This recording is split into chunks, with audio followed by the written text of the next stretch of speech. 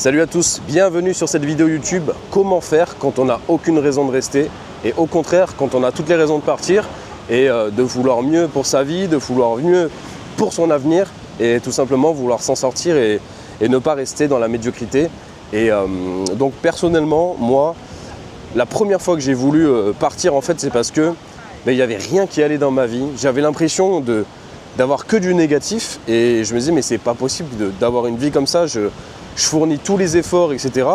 Je me donne et j'ai rien en fait, j'ai rien en retour. Et au contraire, j'ai que des trucs pourris et je comprenais pas en fait. Je comprenais pas tous les trucs qu'il y a en France. Je me rappelle, là je suis en train de me remémorer pourquoi je voulais partir à l'époque. Alors c'était un truc de fou parce qu'à l'époque, je faisais de la location de voiture. En fait, j'avais tout simplement une voiture que je louais et ça me rapportait genre allez, en bénéfice, on va dire entre 300 et 500 euros par mois avec une voiture. Et je me rappelle, je me prenais des amendes de 135 euros parce que je garais la voiture vite fait. Ensuite, je partais, je la nettoyais, bam bam. Et le temps que je remonte chez moi, j'avais pris une amende. Et j'avais un paquet d'amendes. Je ne sais pas combien d'amendes j'ai payé à cause de cette activité. Mais en fait, j'avais quoi? Je ne devais même pas avoir 20 ans. Et je me disais, mais j'essaye de m'en sortir. J'essaye de créer quelque chose, de créer de la valeur et on vient me mettre des bâtons dans les roues comme ça. C'est fou en fait. Je me dis mais il faut faire quoi en fait? Faire quoi dans ce pays? Il faut rester chez soi, il faut toucher les aides et rien foutre. Au moins t'as pas de problème, tu te lèves pas le matin pour aller travailler et t'as pas d'amende, t'as pas de contrôle de police, t'as pas de truc parce qu'en fait quand tu sors et que tu vas chercher l'argent, en France, on te fouette en fait, on te fouette, on te met que des bâtons dans les roues, on veut t'empêcher en fait, on veut t'empêcher clairement. Et ensuite j'ai une autre activité où là je devais payer l'URSSAF et c'est pareil, l'URSSAF, j'ai payé des milliers d'euros d'URSSAF, mais c'était horrible en fait, je faisais pas beaucoup d'argent, hein. Je faisais un salaire normal on va dire et j'arrivais à me générer un revenu qui était tout à fait normal et je payais l'URSSAF et c'était hyper cher. Je me rappelle à la fin du mois, je mettais ma carte comme ça sur le site de l'URSSAF. Je rentrais ma carte comme ça, paiement, je validais le paiement sur ma banque. Et c'était genre, je payais quasiment 500 euros par mois d'URSSAF. Mais j'étais là, mais en fait je me disais, mais c'est pas possible, 500 balles, 500 euros. Mais c'est énorme 500 euros. J'imagine tout ce que tu peux faire avec 500 euros si tu ne les donnes pas à l'URSSAF, rien que tu les investis en bourse. Tu les investis dans le S&P 500, ça fait 10% par an en moyenne, mais c'est un truc de malade, tu vois. Tu te mets extrêmement bien. Tu peux juste, en ne pas payant l'URSSAF, tu peux te financer ta retraite, déjà. Rien que ça. Donc, et bon bref, ça me rendait fou. Et ça, c'est que 2%, quoi. C'est que 2%, il y avait tellement de trucs qui me pourrissaient ma vie, j'en pouvais plus.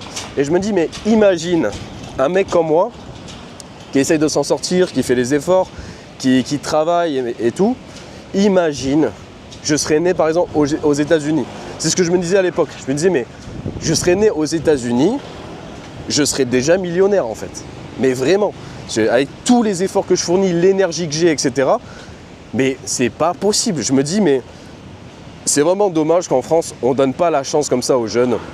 Et en fait, on te fait croire que tu es supporté, qu'il y a des aides, etc. Mais déjà, on ne veut pas d'aide en fait. On ne veut pas d'aide. Moi, quand j'ai créé ma micro-entreprise en France, je ne voulais pas d'aide en fait. Parce que je me suis dit, en fait, si je me lance dans l'entrepreneuriat, c'est pas pour recevoir des aides en fait. Ça n'a aucun sens en fait. Et je ne veux pas d'aide. Et ça te crée une mentalité de ce pays-là. Comme j'ai dit précédemment, mais tu te dis, mais attends, il y a des gens qui gagnent genre un salaire normal et qui foutent rien, qui restent chez eux, et tu te dis mais limite ils ont raison en fait. C'est eux qui ont compris que fallait pas s'emmerder en fait. C'est juste de la logique humaine. Mais moi je me suis toujours dit que je voulais pas toucher les aides et tout, évidemment. Même, je me rappelle pour mon appartement, pour mon premier appartement, je payais 630 euros. Et au début, tout le monde, les gens m'ont dit ouais, mais tu sais que moi j'ai la CAF, moi on m'aide, j'ai le truc étudiant, j'ai ça. Mais moi j'étais là, mais qu'est-ce que les gens font en fait? Qu'est-ce qu'ils foutent? Moi tu sais, on m'aide pour, j'ai 100 €, ça m'aide pour mon loyer, j'ai 200 €. Bon ok, prenez-les, tu vois, si tu peux les prendre, mais moi c'est pas ma mentalité.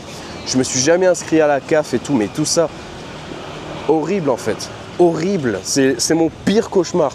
M'inscrire à la CAF, ce serait mon pire cauchemar, et je me suis toujours dit dans ma vie, que ce soit pour lancer une activité, que ce soit pour payer un appartement, payer un appartement en location, je voudrais jamais d'aide. Je veux pas qu'on m'aide parce qu'en fait ça va me créer une mauvaise habitude, de l'argent qui tombe du ciel, et en plus c'est contre-productif parce qu'il faut que tu fasses des déclarations tout le temps, etc. Mais bref, c'est horrible. Et voilà, toutes ces choses-là qui m'ont poussé à quitter la France parce que ça ne me correspond pas en fait. C'est pas ma vie et ça crée des gens qui ont une mauvaise mentalité, et en plus on le voit au quotidien. Hein. On le voit vraiment au quotidien, on le voit. Et les Français sont... Je sais pas, il y a un truc qui va pas quoi. Genre, déjà, tu vois vraiment que les gens ont la même mentalité que toi, par exemple, à l'étranger. Parce que ce qui se passe, c'est qu'à l'étranger, tu retrouves des gens qui sont comme toi, en fait. Qui sont pas exactement comme toi, mais qui ont une certaine mentalité. Ils sont dans une espèce d'énergie positive et ils vont chercher, en fait. Ils vont creuser, ils vont chercher ailleurs. Alors que les gens de ton âge en France, ils ont la même vie. Et s'ils restent comme ils sont, tu vas les revoir dans 20 ans, ils seront pareils et ils vont rien te raconter de spécial, et voilà, ça tourne un peu en rond quoi. Je me dis pourquoi vivre cette vie alors qu'on pourrait vraiment vivre une vie extraordinaire et faire les efforts pour et aller chercher en fait. Moi c'est ma mentalité, et j'arrivais pas en fait tout simplement à vivre une vie qui est trop banale en fait, et déjà j'arrivais pas à supporter le fait que quand je lance une activité, on me prend de l'argent comme ça. En fait, c'est trop en fait. Déjà, c'est trop et ça n'a aucun sens. Et en plus, ça aide même pas le pays. Parce que le pays, chaque année, c'est de pire en pire. Donc, je vois pas pourquoi on paye tout ça en fait. Pourquoi on paye ces sommes qui sont énormes. Et encore, je me dis, ça va parce que moi, j'ai compris tout ça très tôt. Parce que j'ai commencé à travailler à l'âge de 16 ans. Mais les gens qui ont fait des études jusqu'à 25 ans par exemple, mais je me dis, en fait, ils ont tellement perdu de temps. Et moi, je l'ai toujours vu.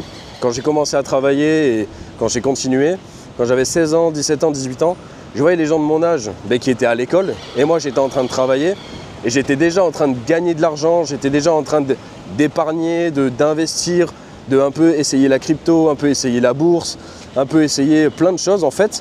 Et j'ai gagné de l'argent, j'ai perdu de l'argent et ça m'a appris. Et je me dis, mais les gens qui font des études, déjà ils apprennent même pas à gérer de l'argent. Genre, peut-être qu'ils ont 20 ans, ils n'ont jamais touché de l'argent en fait. Ils n'ont jamais touché de somme, ils n'ont jamais fait d'investissement, ils n'ont jamais fait de... Je me dis c'est quand même fou en fait. Et en fait tu perds tellement de temps en fait. Parce que faire des études, aujourd'hui pourquoi en fait? Tu as un diplôme, tu vas toucher 2000 € en fait. Ça n'a aucun sens. Alors que quelqu'un qui va commencer à travailler à l'âge de 16 ans, au même âge finalement, le mec qui a commencé plus tôt, déjà il a l'expérience et tout, il va pouvoir avoir un meilleur salaire en fait, c'est évident. Faire des études aujourd'hui, c'est un scam en fait, c'est un énorme scam. Je trouve que ça t'infantilise énormément et je l'ai vu, hein, je l'ai vu plein de fois. Même quand je suis allé travailler en Australie, moi j'avais toujours travaillé, donc j'étais dans une dynamique de travail et voilà, je savais gérer l'argent, etc. Et j'ai travaillé avec des gens, des Français qui sont sortis des études genre à 27, 28 ans. Et en fait, on dirait des gamins en fait. On dirait des gamins, ils ne savaient pas travailler et ils étaient perdus en fait. Ils étaient perdus parce que toute leur vie, ils ont été infantilisés. Et c'est comme si en fait, quand j'ai vécu ça, j'avais l'impression d'avoir 10 ans d'avance sur eux en fait. Et donc ça m'a fait bizarre et c'est là que j'ai réalisé. Moi, c'est par rapport à toutes ces choses-là que dans mon parcours de vie, je me suis très tôt rendu compte en fait qu'il y avait quelque chose qui n'allait pas. Et j'ai testé énormément de choses dans ma vie et c'est pour ça que je sais aujourd'hui ce que je veux. Et j'ai compris qu'en fait, fallait pas se laisser porter, fallait pas se laisser emporter par la mauvaise mentalité et aller au mauvais endroit. En fait, il faut savoir ce que tu veux pour toi. Je me dis, qu'est-ce que je veux pour moi? Je me rappelle aussi, juste avant de partir en Australie, j'étais en voiture et en fait, j'arrive à un feu Et au moment où je passe au feu, le feu passe au orange. Et en fait, ça m'a flashé, il y avait un flash sur le feu. Et tout simplement, j'ai perdu des points sur mon permis et tout. Donc juste avant de partir en Australie, j'ai dû faire un stage de récupération de points, un truc de mongol fini, quoi. C'était hallucinant, quoi. En fait, ça a mis définitivement un truc dans ma tête. Je me suis dit, mais ça y est, ce pays, c'est n'importe quoi, parce qu'à la rigueur, en plus, mais c'est un truc tout con, voilà, petite anecdote, mais encore, j'aurais voulu griller le feu, et si j'aurais l'intention de griller le feu, ok, pas de souci, j'aurais pris une amende et tout, pas de souci. Mais là, déjà, j'ai même pas fait exprès, le truc passe au moment où je passe, bon bref, petite anecdote, mais le stage de récupération de points en lui-même, mais c'était vraiment n'importe quoi. En plus, ça a servi à rien, genre, c'est absurde en fait. Tu grilles un feu, et tu te retrouves dans une salle de classe avec des gens. Bon bref, mais c'était tellement hilarant. Et ça a déclenché un truc dans ma tête. Je me suis dit, mais ça y est, ce pays de fou là, je veux plus rien à faire ici en fait. Je n'ai plus rien à faire ici. Et juste avant que je parte en Australie, je me rappelle, j'avais eu plein de problèmes comme ça, plein de petits trucs qui m'avaient saoulé et j'en pouvais plus en fait. Vraiment, je me rappelle de cette époque-là. J'étais en surdosage en fait, j'en pouvais plus, que des trucs absurdes de la France, c'était horrible en fait. Bon bref, j'ai fini de parler des trucs un petit peu négatifs et en fait après déjà quand je suis arrivé en Australie, j'étais tellement apaisé et en fait j'ai fait énormément d'efforts au début pour trouver le travail et tout ce que je voulais trouver, le logement, etc. Et puis après quand j'ai eu tout ça, j'étais bien en fait, je me sentais hyper bien et j'avais une super bonne énergie et en fait je me suis dit mais ça y est, tout ce que j'ai quitté en fait en France, toutes les mauvaises choses que je voulais quitter, ça y est, je les ai quittées et maintenant j'ai une meilleure vie. Je me rappelle des trucs que je vivais à l'époque, mais c'était horrible. En fait, je me dis que déjà comment les gens font pour rester toute leur vie en France comme ça, c'est horrible en fait. Moi, j'y arrive pas en fait. J'ai jamais réussi à supporter en fait tout ça. Je me dis mais pourquoi faire? Pourquoi supporter? Pourquoi subir? Moi, je veux pas subir en fait. La vie, on n'en a qu'une. Pourquoi je vais passer un jour à subir? Je ne vais pas passer un jour à subir, ni une semaine, ni un mois, ni un an ou des années. Non, j'ai pas envie en fait. J'ai envie de vivre ma vie maintenant. Et let's go en fait. Pourquoi on va subir comme ça? Voilà tout simplement des petites anecdotes sur mon parcours et comment j'en suis arrivé là, comment je suis arrivé à cette réflexion. Et maintenant, voilà, je suis en Thaïlande et il y a tout ce qui me correspond ici. Donc voilà, je suis hyper content et je me sens bien, ma vie est bien tout simplement. Donc voilà, si tu veux t'expatrier et que tu es au début et que tu ne sais pas comment faire, par exemple si tu veux venir en Thaïlande, je peux t'aider pour les visas. Donc si tu veux me contacter, n'hésite pas, il y a mon lien Calendly en description. Tu cliques dessus, tu peux réserver un appel avec moi. Je peux t'aider pour ton expatriation, donc n'hésite pas. Je vous dis à la prochaine les gars, ciao.